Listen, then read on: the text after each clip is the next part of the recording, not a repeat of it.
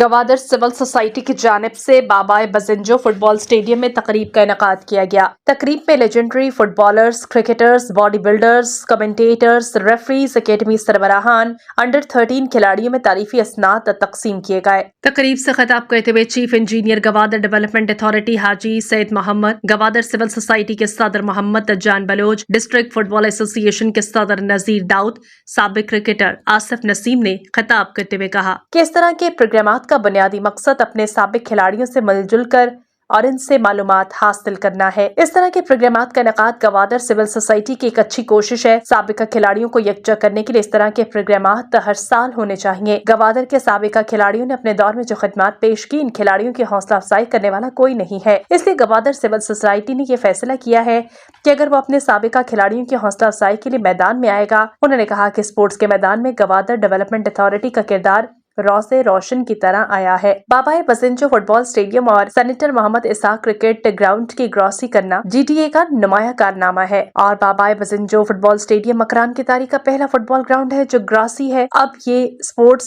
مینوں کی ذمہ داری بنتی ہے کہ وہ اپنے گراؤنڈ کی دیکھ بھال کریں۔ تقریب کے اختتام پر گوادر کے legendary footballers, cricketers, body builders, academy سربراہان، کمنٹیٹرز، ریفریز اور انڈر 13 کھلاڑیوں میں تعریفی اسناد تقسیم کیے گئے۔ تقریب کی نظامت کے فرائض یاسر امام نے سر انجام دیے۔